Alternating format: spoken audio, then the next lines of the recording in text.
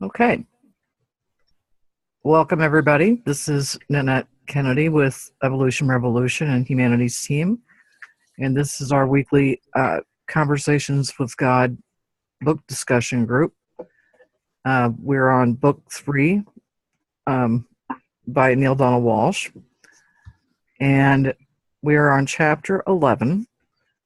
And Linda, thank you for reading for us. And I think we should just go ahead and get started. And if others join, they do. Maybe today's a day. I do want to ask, is it Mother's Day everywhere next Sunday? No. Ours is past. Okay. Well, then we will probably still meet. Unless, Great. All right. Okay. Linda, you can go ahead and start. Okay. Chapter 11, Book 3.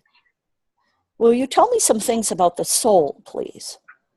Sure. I will try to explain within your limited realm of understanding. But do not allow yourself to become frustrated if certain things don't make sense to you. Try to remember that you're bringing this information through a unique filter, a filter which has been designed to shield you from too much remembering. Remind me again why I did that? The game would be over if you remembered everything.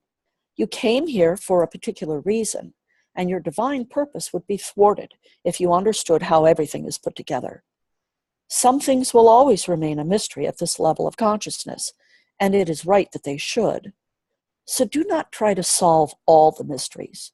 Not at one time, anyway. Give the universe a chance. It will unfold in due course. Enjoy the experience of becoming. Make haste slowly? Exactly. My father used to say that. Your father was a wise and wonderful man. Not many people would describe him that way. Not many people knew him. My mother did. Yes, she did. And she loved him. Yes, she did. And she forgave him. Yes, she did. For all his behaviors that were hurtful.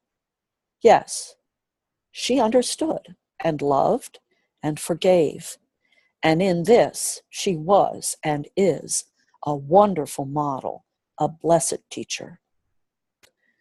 So, yes, so you will tell me about the soul? I will. What do you want to know? Well, let's start with the first and obvious question. I already know the answer, but it gives us a starting point. Is there such a thing as a human soul? Yes, it is the third aspect of your being. You are a 3-part being made up of body, mind, and spirit. I know where my body is. I can see that. And I think I know where my mind is. It's in the part of my body called my head. But I'm not sure I have any idea where. No, wait a minute. Hold on. You're wrong about something. Your mind is not in your head. It's not? No. Your brain is in your skull. Your mind is not. Well, where is it then? In every cell of your body.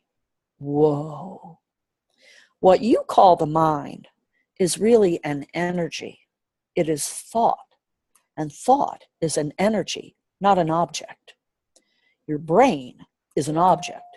It is a physical, biochemical mechanism, the largest, most sophisticated, but not the only mechanism in the human body, with which the body translates or converts the energy, which is your thought, into physical impulses. Your brain is the transformer. So is your whole body. You have little transformers in every cell. Biochemists have often remarked at how individual cells, blood cells, for instance, seem to have their own intelligence. They do, in fact. That goes not just for cells, but for larger parts of the body. Every man on the planet knows about a particular body part that often seems to have a mind of its own. Yes, and every woman knows how absurd men become when that is the body part they allow to influence their choices and decisions. Yeah, and some women use that knowledge to control men. Undeniable. But some men control women through choices and decisions made from that place. Undeniable. Want to know how to stop the circus? Absolutely. This is what was meant earlier by all that talk about raising the energy of life to include all 7 chakra centers. When your choices and decisions come from a place larger than the limited locale you've described, it is impossible for women to control you, and you would never seek to control them. The only reason that women would ever resort to such means of manipulation and control is there seems to be no other means of control, at least none nearly as effective, and without some means of control, men would become, well, uncontrollable. Yet if men would demonstrate more of their higher nature, and if women would appeal more to that part of men, the so-called battle of the sexes would be over, as would most other battles of any kind on your planet. As I have said earlier, this does not mean men and women should give up sex, or that sex is a part of a human being's lower nature. It means that sexual energy alone, when not raised to higher chakras and combined with the other energies that make one a whole person, produces choices and outcomes that do not reflect the whole person. These are often less than magnificent. The whole of you is magnificence itself, yet anything less than the whole of you is less than magnificent. So if you want to guarantee that you'll produce a less than magnificent choice or outcome, make a decision from your root chakra center only, then watch the results. They are as predictable as can be. I think I knew that. Yes, of course you did. The largest question facing the human race is not when will you learn, but when will you act on what you've already learned. So the mind is in every cell. Yes, and there are more cells in your brain than anywhere else. So it seems as though your mind is there, yet that is just the main processing center, not the only one. Good. I'm clear. So where is the soul? Where do you think it is? Behind the third eye? No. In the middle of my chest, right of my heart, just beneath my breastbone? No. Okay, I give up. It's everywhere. Everywhere. Everywhere. Like the mind. Whoops. Wait a minute. The mind is not everywhere. It's not? I thought you just said it was in every cell of the body. That's not everywhere. There are spaces between the cells. And in fact, your body is 99% space. This is where the soul is. The soul is everywhere, in, through, and around you. It is that which contains you. Oh, wait a minute. Now you wait a minute. I always thought that the body is the container of my soul. Whatever happened to your body is the temple of your being. A figure of speech? It is useful in helping people understand that they are more than their bodies, that there is something larger that they are. There is, literally. The soul is larger than the body. It is not carried within the body, but carries the body within it. I'm hearing you, but I'm still having a hard time picturing this. Have you ever heard of an aura? Yes. Is that the soul? It is as close as we can come in your language, in your understanding, to giving you a picture of an enormous and complex reality. The soul is that which holds you together, just as the soul of God is that which contains the universe. It holds it together. Wow. This is a complete reversal of everything I've ever thought. Hang on, my son, the reversals have just begun.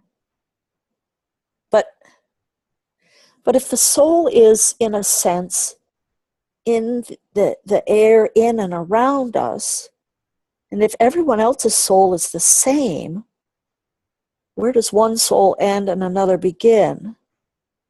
Oh, don't tell me, don't tell me. You see, you already know the answer. There is no place where the other soul ends and ours begins. Just like there's no place in the air in the living room stops and the air in the dining room starts. It's all the same air. It's all the same soul. You've just discovered the secret of the universe. And if you are that which contains the universe, just as we are that which contains our bodies, then there is no place where you end and we begin. Amen. Or ahem, I guess. You can clear your thought all you want. For me, this is a marvelous, miraculous revelation. I mean, I always knew I understood this, but now I understand it. That's great, isn't it? You see, my problem with understanding in the past has to do with the fart that the body is a discrete container, or the part. I have a typo in my book. In the past, it has to do with the part that the body is a discrete container, making it possible to differentiate between this body and that body. And since I always thought that the soul was housed in the body, I therefore differentiated between this soul and that soul. Quite naturally, yes. But if the soul is everywhere, inside and out the side of the body, in its aura, as you put it, then when does the aura end and another begin? And now I'm able to see for the first time, really, in physical terms, how it's possible that one soul does not end and another begin, and that it is physically true that we are all one. Yippee! That's what I can say, yippee! I always thought this was a metaphysical truth, but now I can see it in a physical way. Holy smoke! Religion has just become science. Don't say I didn't tell you so. But hold on here. If there's no such place where the soul ends and another begins, does that mean that there is no such thing as an individual soul? Well, yes and no. An answer truly befitting God. Thank you. But quite frankly, I was hoping for more clarity. Give me a break here. We're moving so fast, your hand is hurting from writing. You mean furiously scribbling? Yes. So let's just catch our breath here. Everybody relax. I'm going to explain this all to you. Okay, go ahead. I'm ready. So you remember how we talked about, I've talked to you many times now, that about what I've called divine dichotomy. Yes. Well, this is one of them. In fact, it's the biggest one. I see. It's important to learn about divine dichotomy and understand it thoroughly if you are to live in our universe with grace. Divine dichotomy holds that it is possible for two apparently contradictory truths to exist simultaneously in the same space. Now on your planet, people find this difficult to accept. They like to have order, and anything that does not fit into their picture is automatically rejected. For this reason, when two realities begin to assert themselves, and they seem to contradict one another, the immediate assumption is that one of them must be wrong, false, or untrue. It takes a great deal of maturity to see and accept that, in fact, they might both be true. Yet, in the realm of the absolute, as opposed to the realm of the relative in which you live, it's very clear that one truth, which is all there is, sometimes produces an effect which, viewed in relative terms, looks like a contradiction. This is called divine dichotomy, and it is a very real part of the human experience. As I've said, it's virtually impossible to live gracefully without accepting this. One is always grumbling, angry, thrashing about, vainly seeking justice, or earnestly trying to reconcile opposing forces which were never meant to be reconciled, but which, by the very nature of the tension between them, produce exactly the desired effect. The realm of the relative is, in fact, held together by just such tensions. As an example, the tension between good and evil. In ultimate reality, there is no such thing as good and evil. In the realm of the absolute, all there is love. Yet in the realm of the relative, you have created the experience of what you call evil. And you have done it for a very sound reason. You wanted to experience love, not just know that love is all there is, and you cannot experience something when there is nothing else but that. So you created in your reality, and continue to do so every day, a polarity of good and evil, thus using one so that you might experience the other. And here we have a divine dichotomy, two seemingly contradictory truths existing simultaneously in the same place. Specifically, that there is such a thing as good and evil, and all there is love. Thank you for explaining this to me. You've touched on this before, but thank you for helping me understand divine dichotomy even better. You're welcome. Now, as I said, the greatest divine dichotomy is the one we are looking at now. There is only one being, and hence only one soul. And there are many souls in the one being. Here's how the dichotomy works. You've just had it explained to you that there is no separation between souls. The soul is the energy of life that exists within and around as the aura of all physical objects. In a sense, it is that which is holding all physical objects in place.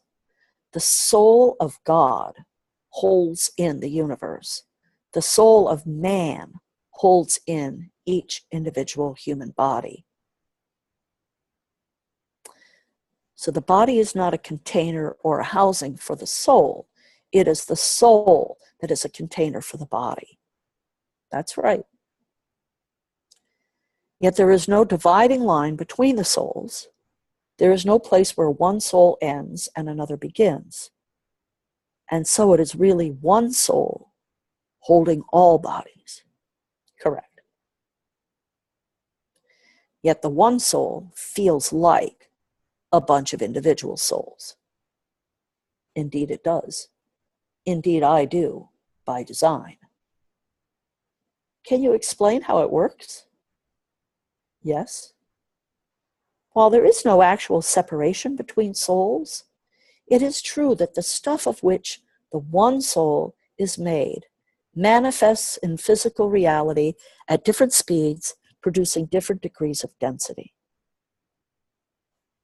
Different speeds. When did speed come in? All of life is a vibration.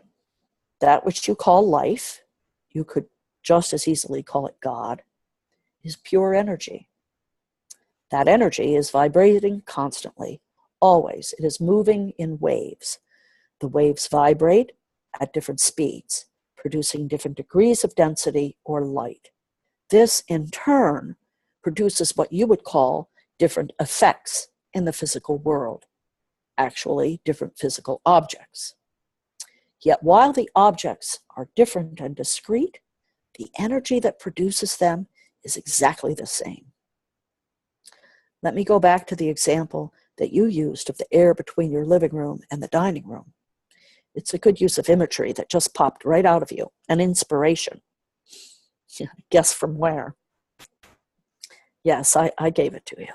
Now, you said that there was no specific place between those two physical locations where the air of the living room stopped and the air of the dining room began, and that is true.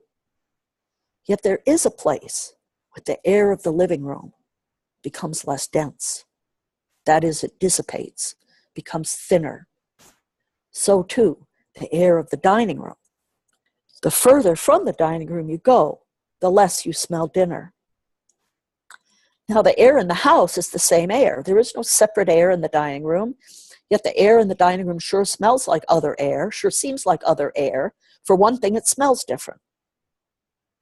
So because the air has taken on different characteristics, it seems as though it is different air, but it is not. It is all the same air, seeming different. In the living room, you smell the fireplace. In the dining room, you smell dinner. You might even go into one room and say, ooh, it's stuffy. Let's let some air in here, as if there was no air at all. And yet, of course, there's plenty of air.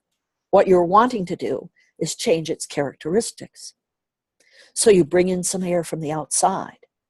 Yet that is the same air too. There is only one air moving in, around, and through everything. This is cool. I totally get this. I love the way you explain the universe to me in ways I can totally get. Well, thank you. I'm trying here. So let me go on, please. Like the air in your house, the energy of life, what we call the soul of God, takes on different characteristics as it surrounds different physical objects. Indeed, that energy coalesces in a particular way to form those objects. As particles of energy join together to form physical matter, they become very concentrated, mashed up, pushed together.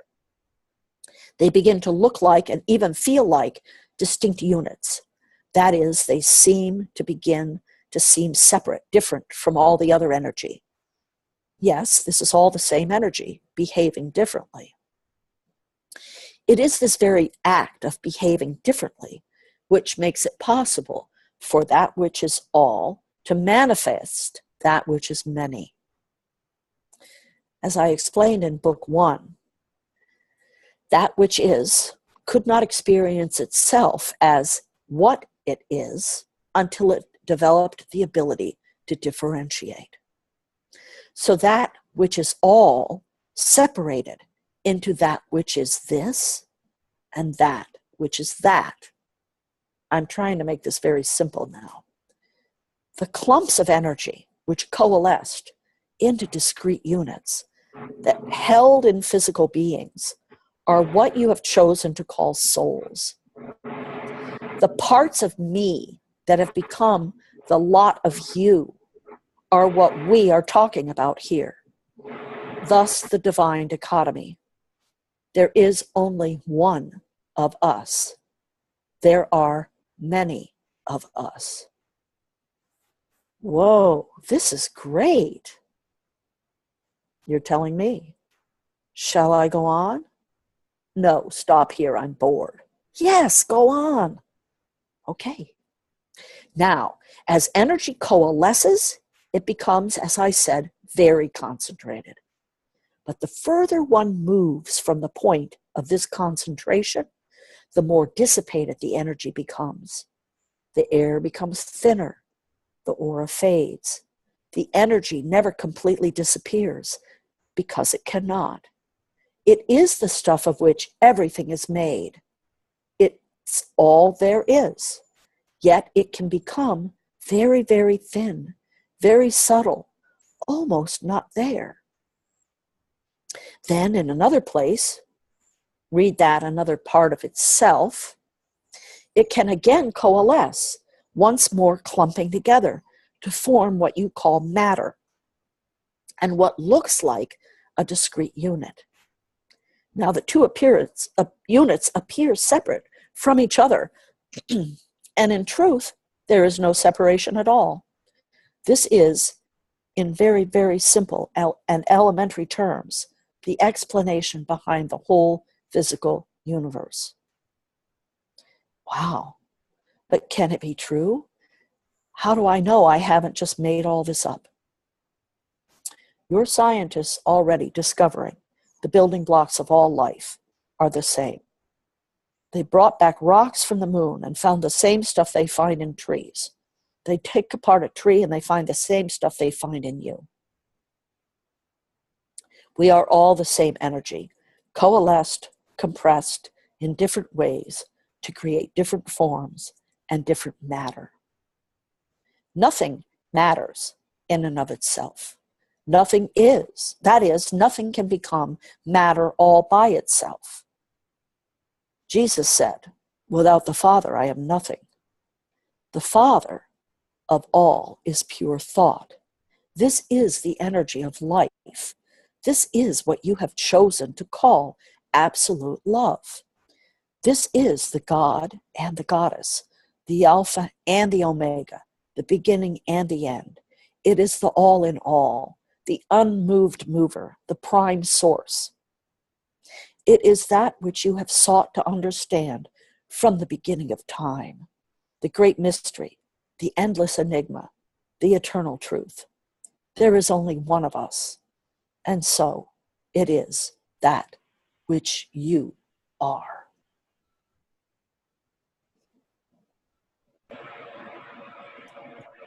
Thank you, Linda.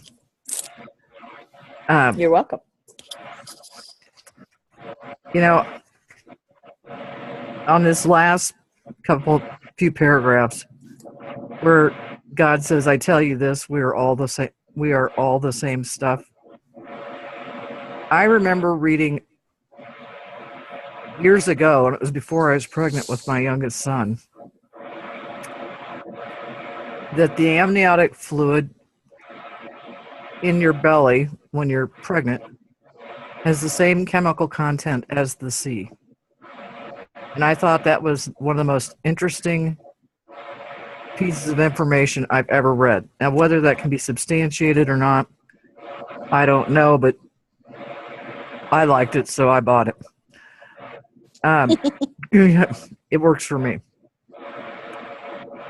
And I was going to say this analogy that he uses, God uses from the dining room to the living room. I think that's a really, really good way to explain that there's different characteristics, but it's not different air from one room to the other.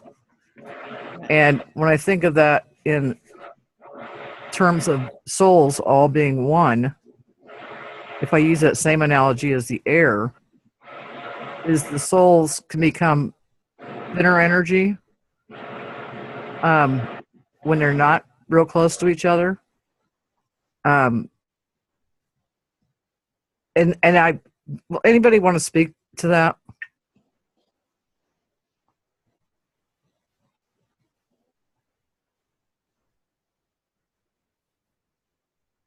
Yeah. It's Shabana. Hi, Shabana. Hey, Shabana.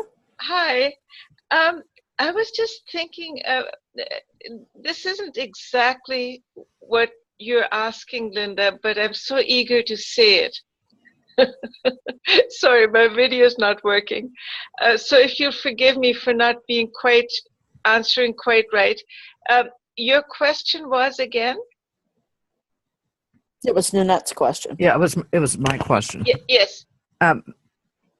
That if, the analogy of the dining room and the living room air. Yes. They're not really separate air. But as you move further away from the dining room, the dinner smells dissipate a little bit, or I think he says becomes thinner. Yeah. And so what I was thinking, if you use the same analogy with the soul, yes, the one soul, it doesn't mean, we're all part of that one soul, but we're not always aware of those other souls that are part of the one soul. I don't know if that makes any sense at all. Well, when you're in the living room, you can't smell the dining room. Yeah, I want to tell you about a smell that I smelled, which has always stayed with me because it was so amazing. About 25 years ago, I went on a home tour. I lived in Fredericton, New Brunswick, where they'd sell tickets to go visit homes, to go look at various houses for a large amount of money just because women were so curious to get into another house, you know. And so they had the church, I don't know, deacon's house, I don't know who it was, but the head of the church, his house, his personal home on display. And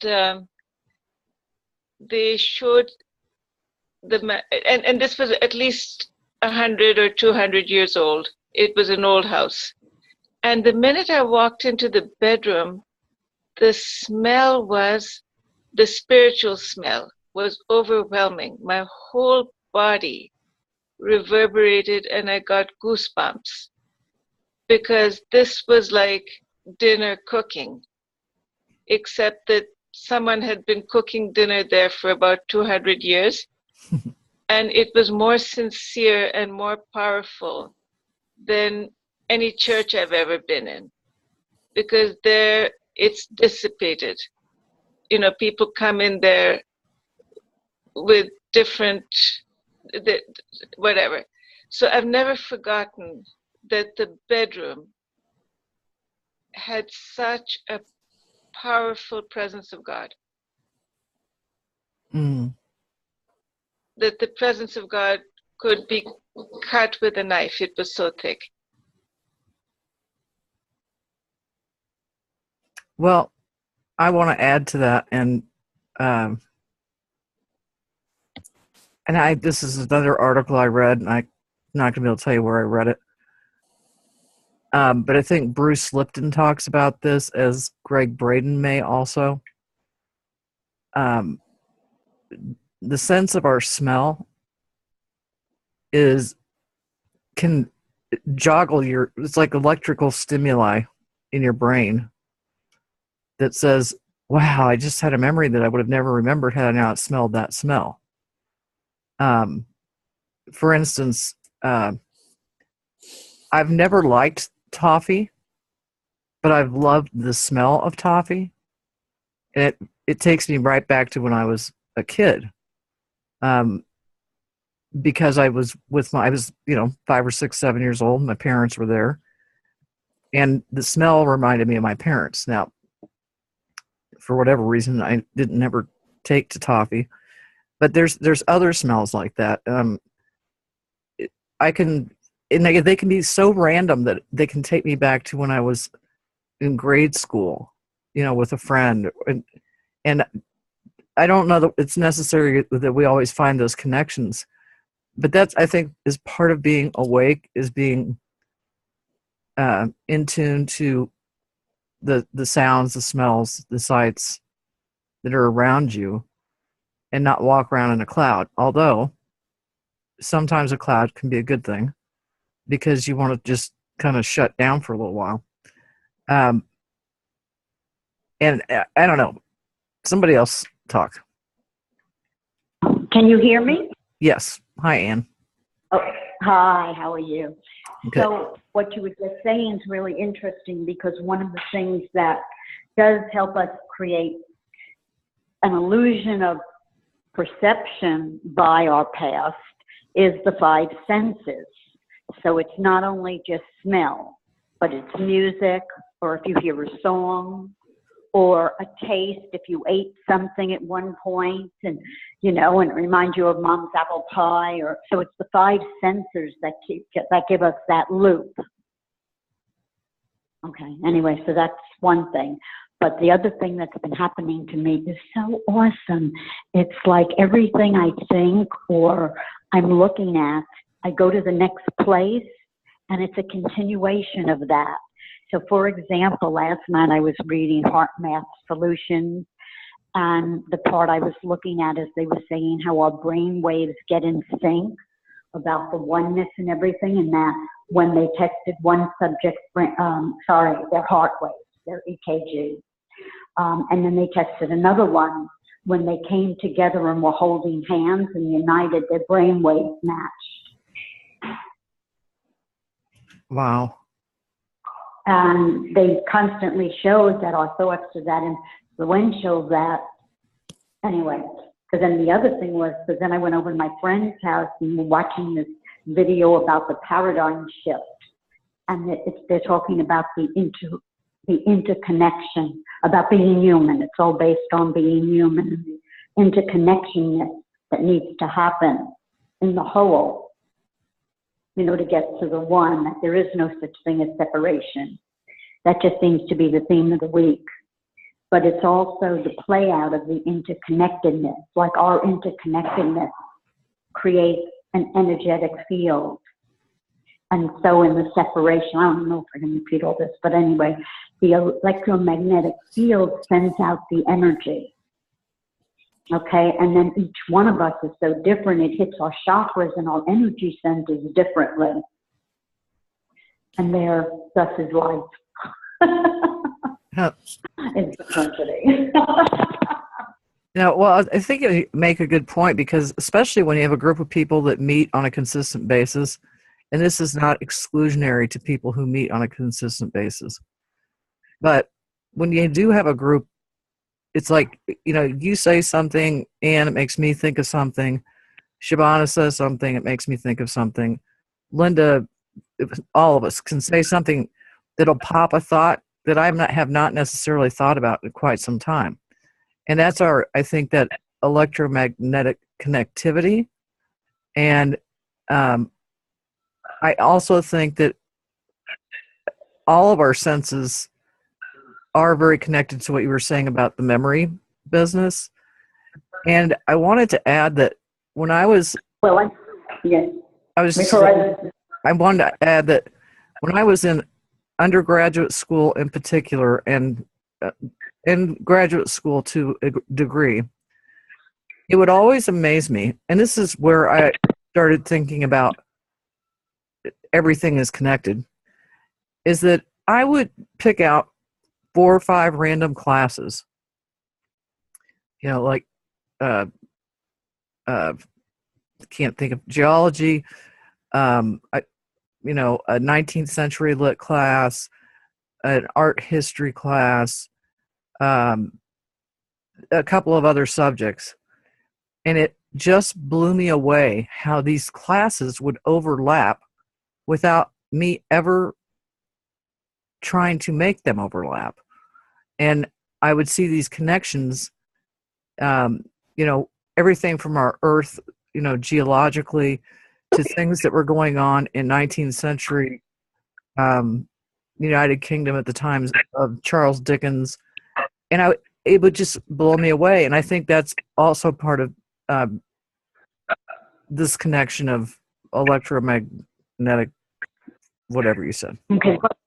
Well, I have one more comment because I have to get out of the situation where I am right now. I got to walk out here. So what I wanted to say is that the electromagnetic connection and stuff is actually more accurate, because in our communication, it's like what I say, what I say to you, you hear me, but do you hear what I mean? Because our communication is operating, and when I say something, you hear it the way you hear it. So sometimes we're not getting communication where the electromagnetic fields don't lie. There's not really a polarity there as far as with words and understanding, and that's all I have to say. Thank you. Thank you. Anybody else?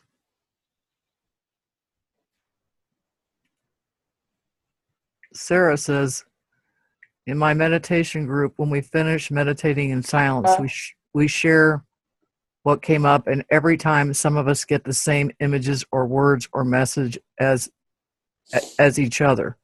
Yes. Yeah, I just went to a workshop where that happened a lot. I worked with, we were partnered up, and my partner would see things that would be in my vision, like something would pop into my head. And when the exercise was over, there was always something that had been in my head that she saw. And she's not someone that would say she was psychic or anything. I mean, it was not We weren't like specifically trying to be psychic, but and I wanted to share something that happened to me the other day that for me was really an epiphany about how all of this is working.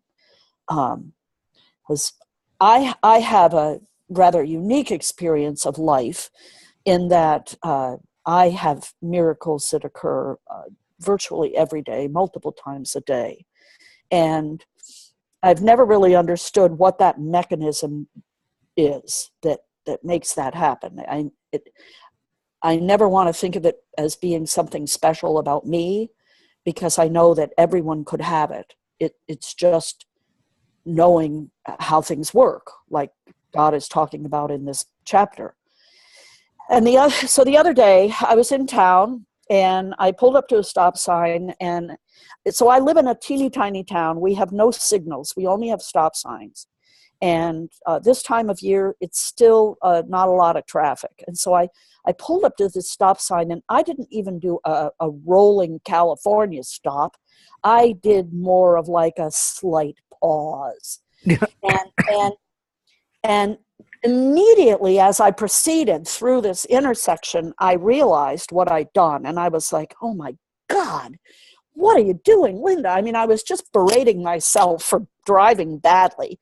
And I said, that's exactly what will get you a ticket. That behavior right there will get you a ticket. What were you doing?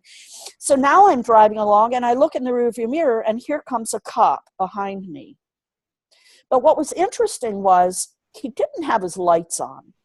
So he wasn't in that moment after me, but yet there he was right behind me. And so then I just started sending energy out of being, recognizing my mistake, being apologetic, and swearing that I will never make that mistake again. That I was just a bad driver in that moment, and I'm not a bad driver. And as I went through that mental process, I watched this cop make a U-turn and drive away from me. He was right on my ass. And I was just waiting for him to turn the lights on. And yet, instead of turning the lights on, he made a U-turn and he left. And what I realized, the epiphany that I had in that moment is this, that miracles happen when we're in the moment. Because if everything is basically a product of the one great mind, of one thought, then the rest, everything else around us, I'm trying to figure out how to explain this. Everything else around us can only help us when we're in the moment. Because the cells that make up my car, or my clothes, or the road, or the cop car, or the cop, none of those cells, well, not the cop himself, but everything else, those cells do not live in the past, nor do they live in the future. They live in the moment. And so the way that we connect with our physical environment and with everything that is around us is when we're in the moment also. And when we're all in the moment together, that's when miracles can happen. And if we're not all in it together, then miracles don't happen, because the stuff around us can't help us. If we're off in the past or off in the future, it can't have any influence on us, or very little influence. But when we're all in it together, that's when it can help. And I believe that what happened in that moment of me driving was everything around me, from my car down the road to that cop car, everything said, this is not the bad driver you're looking for. It's kind of like the mind thing that they do in Star Wars. This is not the Jedi you're looking for, when they're in the bar and the stormtroopers go away. It was the same kind of thing. It was like everything around me was like, she doesn't need a ticket. She's already beaten herself up. She won't make this mistake again. You don't have to waste time on her. And that got communicated energetically. And that cop found something better to go do.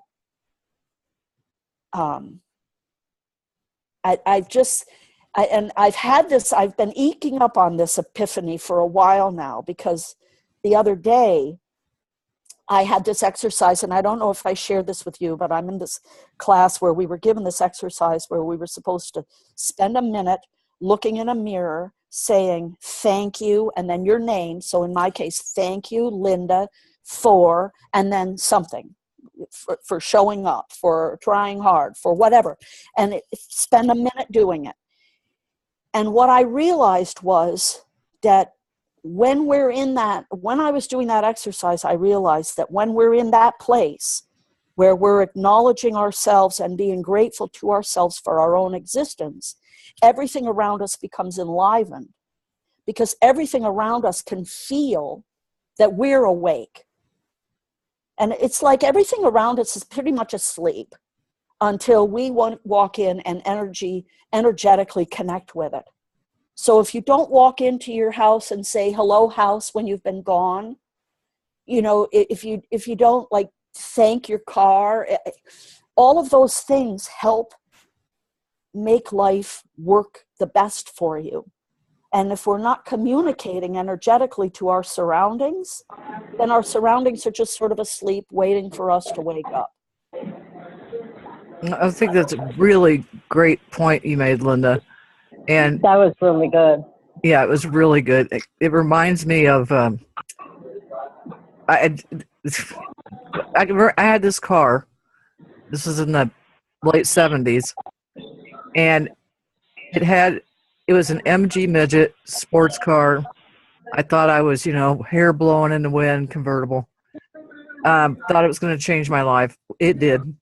It was always in the shop. But whenever I would do this thing where I'd sneak, the starter was the problem. But every time I would sneak my key up close to the ignition and jam it in there and turn it real fast, the car would start. But it was like, okay, I'm just going to outsmart this, And other times where I would not do that, and I'd be like, oh, God, come on. I need my car to start. Then I'd have the problem with it starting. As soon as I would slow down, breathe in, breathe out, and sneak up on that ignition, then I'd have the results. I think that's part of what you're saying. I like to introduce one other aspect here, which was coming out of all of this, was about everything in the energetic field. Okay, at the moment of commitment, all right, when you really commit to something, at the moment of commitment, the universe conspires to assist you. This is along the same wavelength of what we've been talking about. It's just interesting when you really get to that one place where you're totally committed at that, then everything starts to match up. That's when the synchronicity starts to happen. It's almost like there's a conspiracy to go with you. Yeah. No, that's a really great point. And Linda, I was going to add something else you said.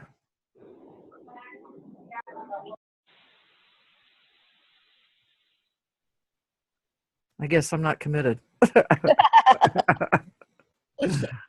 It's like, but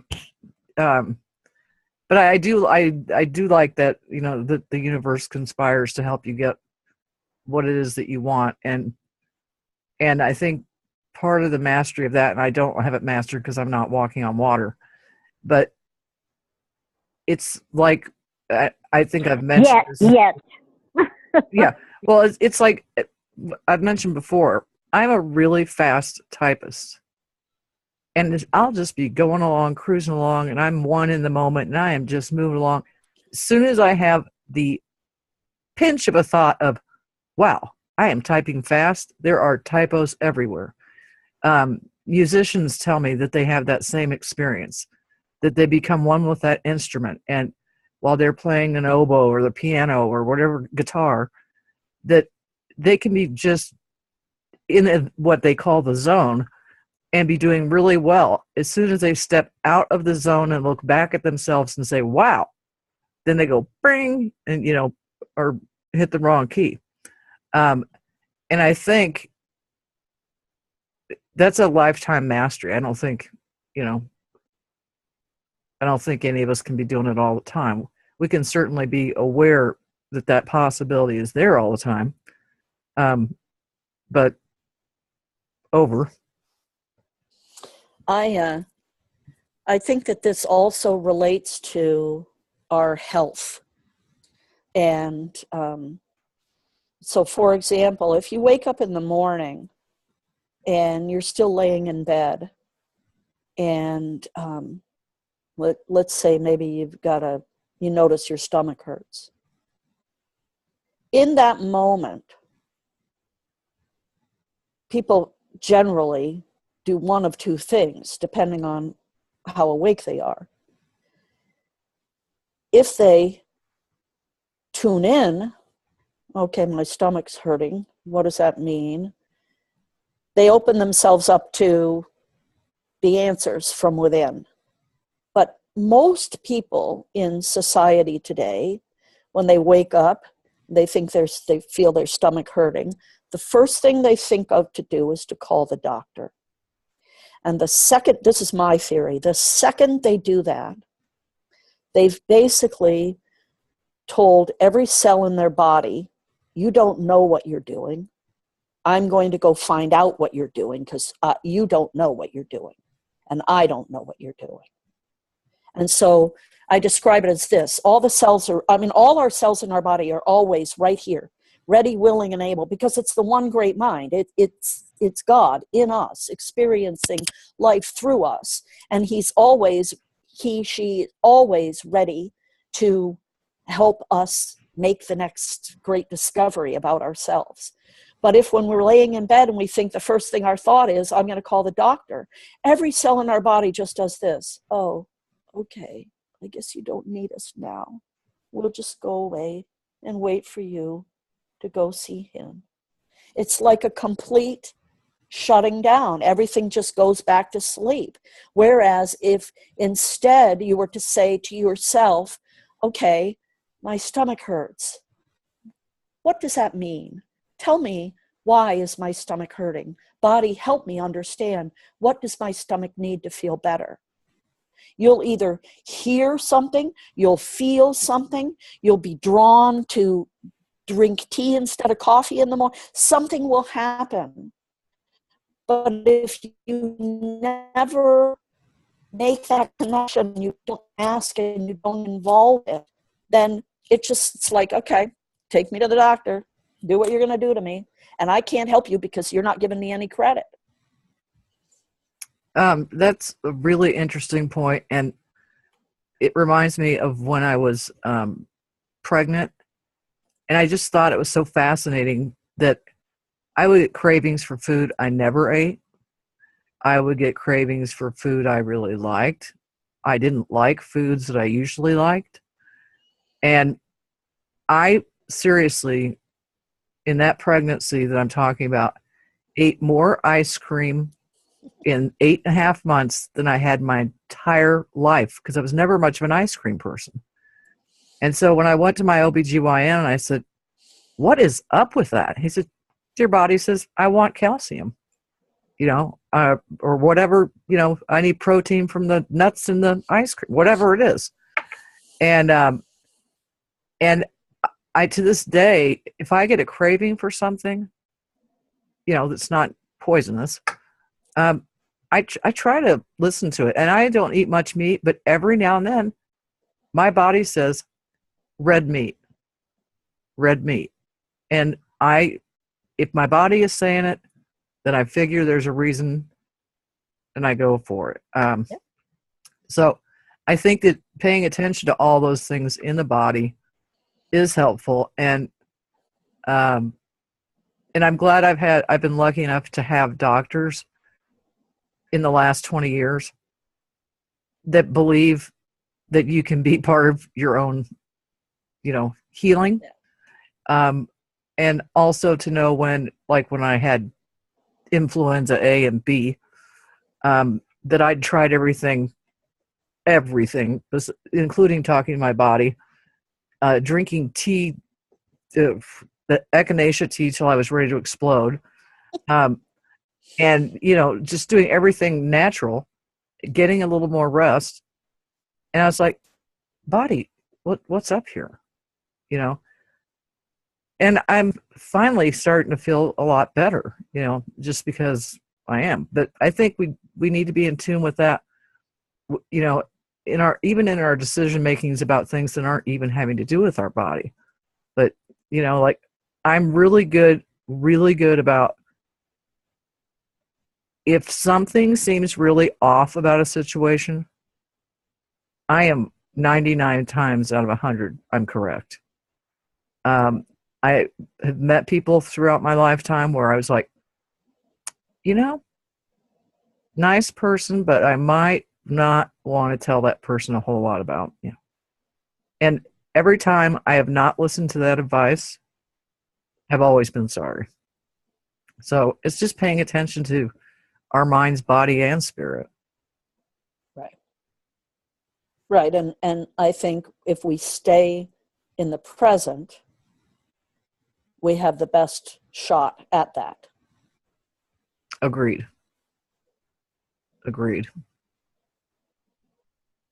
Nanette, can I just say, Sure. it's rather remiss of me to not ask you how you were earlier. I have been thinking about you this week. I'm just glad to hear that you're feeling better. Thank you. It's been a long haul, and part of it is because I coughed so hard at one point, I bruised my ribs, and Oh, wow. those ribs are still sore. But it's getting better. So I'm a happy person about that, and thanks for asking. All right, everybody. Well, let's plan on meeting next Sunday, which is Mother's Day here in the U.S., and it'll be recorded regardless if, you know, we don't get people to show up. I don't know what was wrong with the link, because I know Shabana had trouble getting into the call or into the Zoom platform. But I figured out last week why my picture wasn't showing.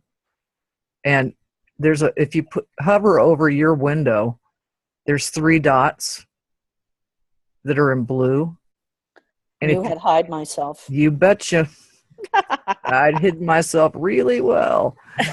So, even from yourself. yeah, I know. That was the really crazy part. Well, it happened the very next day on another phone call. And I was like, where am I? And everybody else said that they could see me, but then some people couldn't see me. I was like, oh my gosh. But it's all figured out now. Yay. All right. Yep. All right, Sarah, feel better. Thank you. All right. Love everybody. There's Shabana. Yeah, there she is. Bye. Okay. Next week. Bye. Love you all. Love you all. Okay. Bye. Bye-bye. Bye.